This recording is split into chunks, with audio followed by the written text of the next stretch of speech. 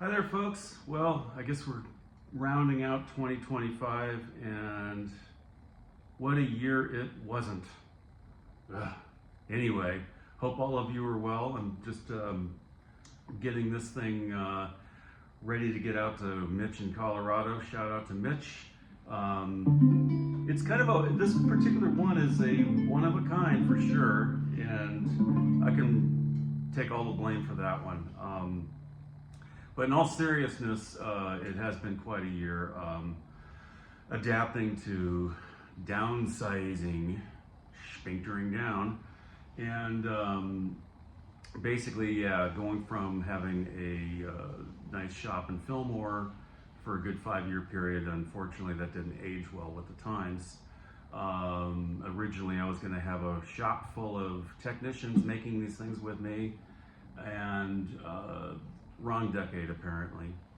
Anyway, this I wanted to talk about a little bit about the model itself, because literally 10 years ago, I was sitting in the office computer announcing this project called the 10X, and I thought I would get the thing, kind of tooled up and into production within a couple of years. And this is back in the beginning of 2016.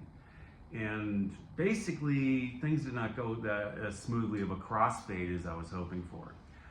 Back then, we were making 3 different model types: the solid body electric, the electroacoustic, which was sort of a hybrid-ish, somewhere in between, and acoustics. And my goal was to make one particular model that would cover all those bases and be repeatable. And there were some design aspects that I could do this way that I couldn't the other way before. I'll go through that in a little bit here. But the bottom line was, it was just rough going with the venue in Fillmore.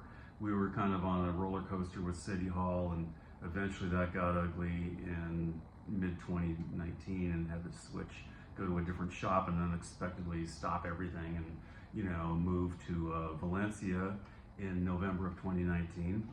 And that was exciting. We had a really killer shop to build these things in. It was teed up. I had all these workstations ready to hire a worker at each station.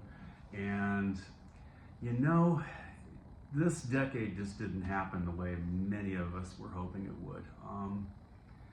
As you all know, we had the pandemic and a lot of various consequences of that. I'm not going to go down the whole thing, but it just was a rough thing with supply chains and receivables, too little, too late, and it just cascaded into this whole thing that everything was too little, too late.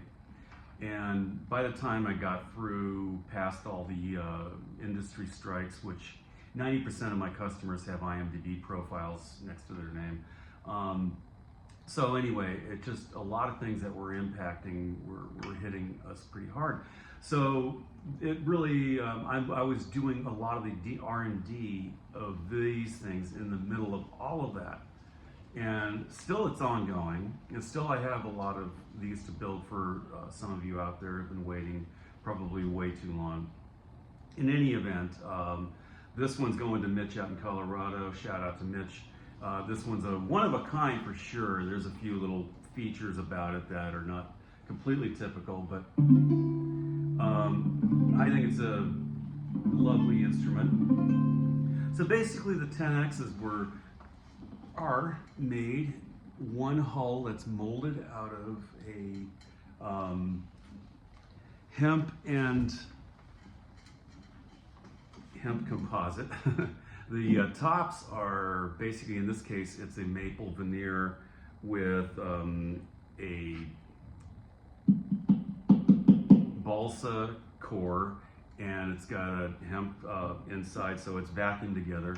So I'm making this instrument in a few different basic parts: the body, the top, and the fingerboard is a very, it's like the heart of the thing, and it's very geometrically, aligned with the bridges. So there's the bridge and the tail, of course, and the tuners and the strings, but it's basically 3 main parts: the body being and the neck being one piece, this being another, and that. Now the fingerboards were developed actually a little more than 10 years ago, but it was 2016 when I had to close production for a few months that summer to get it really right, and went through a couple, mold iterations during that time.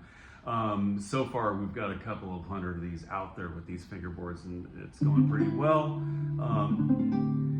And basically what the benefit of this is that I can get them very consistent and a very zero friction feel on the fingerboard, and it'd be very consistent every time instead of pounding in a bunch of frets that otherwise, when you do these sort of, especially when you're applying a guitar like vibrato, it would wear the string off.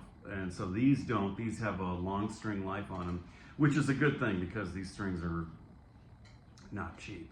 These are D'Addario Helicores in this case, and I like them because they have a really good plug sip, but they also have a very,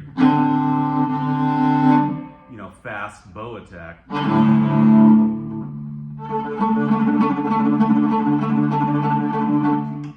Kind of stuff, So anyway, this is very typical of what I build. I'm working solo these days. I don't have the big crew like I had before, so I appreciate all your patience and me getting out to the other side.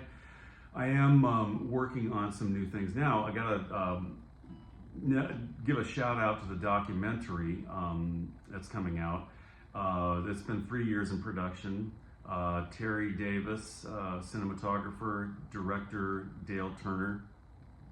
And it is a 2-hour feature. Go to GuitarViolDocumentary.com, GuitarViolDocumentary.com, and you'll find a page. You can put a search engine, you'll find that page at the top of the Google stack.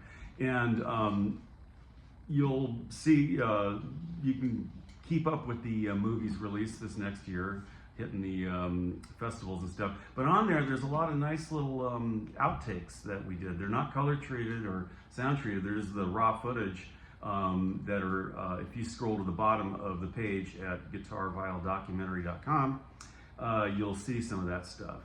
And in the wake of all that, post-documentary, I'm also working on a book which I like to walk around with my iPhone around my block at home, and I maybe put in a couple miles in the morning, some mornings, and I dictate and I put all these chapters in there. So it's a book entitled The Culling of Sparrows, and it's really the actual really rough side of the journey of getting through the other side of this and where we're at today and why that all happened and so forth and so on. Anyway, there's that. And I've also got a concept of Sparrow Haven. It's still a fiction right now, but I'd like to make it a nonfiction where we gather a bunch of really bright minds, bright artists, bright engineers, and we flee the cull. And I can get deep dive into that another time. But anyway, rise and build. And I'm wishing all of you an exceedingly awesome 2026. Let's see how this goes. Stay inspired.